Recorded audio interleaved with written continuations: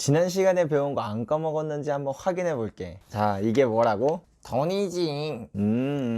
그새 까먹었네. 아, 나 알거든. 그거 화폐지. 오, 왜? 돈은 누구든 갖고 싶어야 하고 가치가 훼손되면 안 된다고 했잖아. 근데 일단 외국인의 입장에서는 우리나라 돈이 필요 없을 수도 있는 거고, 또 새우깡 가격이 오른 건 새우깡에 좋은 게 들어가서 그런 게 아니라 그 종이의 가치가 떨어진 거라고 했잖아. 가치가 훼손된 거지. 이야, 복습도 외우고 의외인데? 내가 또 하면 잘하거든. 그래, 좋았어. 그러면 이제 돈은 금이었고 화폐가 정확히 뭔지, 어떻게 생겨난 건지, 더 나아가서 화폐는 왜 계속 늘어날 수밖에 없고 그로 인해 가치가 계속 떨어질 수밖에 없는지를 알려줄게. 먼저 화폐라고 네이버에 검색해보면 상품 교환 가치에 뭐라고? 야, 너 일부러 이러는 거지? 오케이, 알았어. 쉽게 설명해줄게. 한마디로 말하면 누구든 갖고 싶어야 한다 이거야. 어라, 그 돈이랑 똑같네. 그거 딱 하나야? 돈은 가치가 훼손되면 안 된다는 것도 있었는데. 오, 딱 그 차이야. 돈과 화폐는. 돈은 가치가 훼손되면 안 되지만 화폐는 그렇지 않다는 것이 차이점이지. 그럼 저번에 내가 말했던 달러는 화폐인 거네. 맞아, 달러는 화폐인 거지. 근데 하나만 물어볼게. 너는 달러가 왜 갖고 싶어? 어디서든 쓸 수 있으니까. 오, 그럼 왜 어디서든 쓸 수 있을까? 누구나 갖고 싶어 하니까. 오, 좋아. 그러면 왜 누구나 갖고 싶어 할까? 어디서든 쓸 수 있으니까. 왜 어디서든 쓸 수 있는데? 누구나. 그만해 임마. 씨, 내가 알려줄게. 자, 이 세상에 돈이라는 게 없다고 한번 생각해보자. 오로지 물물 교환만 할 수 있다고 생각해. 너 초코 케이크 좋아하지? 나 초코 케이크 엄청 좋아해. 그럼 내가 초코 케이크 들고 오면 너 모자 나한테 줄래? 이거 소중한 건데. 그래도 초코 케이크 먹고 싶고.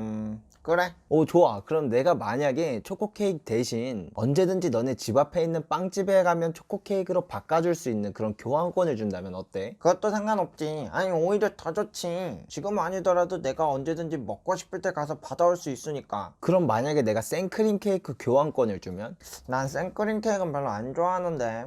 싫어. 난 분명히 교환권을 준다고 했는데 벌써 너가 이거 자체를 생크림 케이크라고 말했지? 그럼 교환권이라는 것은 결국 그 물건을 교환할 수 있는 권리에 불과하잖아. 그러면 만약 전 세계 누구나 갖고 싶어하는 물건을 언제든지 바꿀 수 있는 교환권이면 누구나 갖고 싶어하는 거일 테니까 그러면 이게 바로 뭘까? 그거 화폐. 맞았어. 잘 따라오네. 그럼 누구나 갖고 싶어 하는 건 금이니까 금이랑 바꿀 수 있는 교환권은 화폐가 되겠다. 와, 그렇네, 맞네. 그럼 달러가 금이랑 바꿀 수 있는 거였어? 그랬지. 달러뿐 아니라 거의 모든 화폐는 이 금이랑 교환할 수 있었기 때문에 화폐였던 거야. 그래서 1970년 이전의 달러는 밑에 너가 원하면 언제든지 바꿔줄게 라고 적혀 있었어. 근데 지금은 아니지. 엥? 지금은 아니야?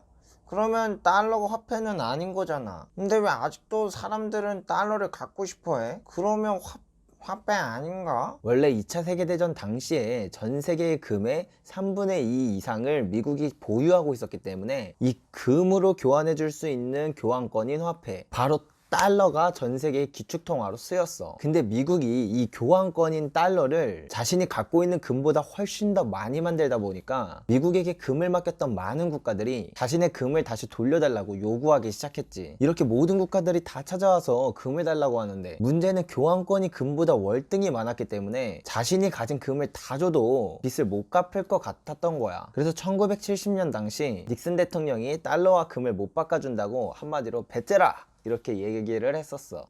그 당시에도 돈이 금이었다면서. 나라면 멱살이라도 잡아서 받아내려고 할 것 같은데? 그러면 달러는 그냥 종이 쪼가리가 돼버린 거 아니야? 교환권인데 교환이 안 되잖아. 맞아. 그런데도 달러가 전 세계에서 가장 많이 쓰이는 화폐로 유지하는 이유는 크게 두 가지야. 첫 번째로 저 당시에 저걸 대체할 만한 화폐가 없었어. 이미 전 세계는 달러로만 무역을 했고 그만큼 신뢰가 있는 다른 나라의 화폐가 없었기 때문에 그냥 그걸 쓸 수밖에 없었지. 그리고 나는 이 다음 이유가 더 큰 이유라고 생각을 하는데 이때 미국의 기업인이자 석유왕이라고 불리는 한 인물이 있었어. 바로 록펠러라는 사람이야. 이 당시 전 세계의 모든 기업들은 석유가 없으면 돌아가지 않는 그런 시대였는데 이 록펠러라는 사람이 저 당시 세계 석유 시장의 95%를 독점한 독점왕이었어. 왔어. 어떤 기업이든 어떤 나라든 석유가 없으면 안 되는데, 그래서 이때 미국은 머리를 엄청 잘 썼어. 록펠러와 합의에 석유를 오로지 달러로만 거래하도록 합의한 거야. 그러면 모든 나라들은 석유가 필요한데 석유를 사려면 좋든 싫든 무조건 달러를 사용해야만 해. 그러니 전 세계 어느 국가에서도 달러로 무역을 할 수 있게 된 거지. 이렇게 석유를 통해 달러 패권을 유지한 것을 페트로 달러라고 불러. 아, 쉽게 생각하면 인간은 물이 없으면 죽는데 물을 무조건 자기네가 만든 화폐로만 살 수 있다고 정해서 모든 사람들한테 강제로 그 화폐를 쓰게 했다는 거네. 올 예시 잘 들었는데? 근데 궁금한 건 요즘은 옛날만큼 석유에 별로 의존하는 것 같지 않은데, 요즘은 점점 그린뉴들이 늘어나면서 내연기관차가 줄고 점점 수소전기차가 늘어나는 추세잖아. 너 그런 말은 대체 어디서 들었어?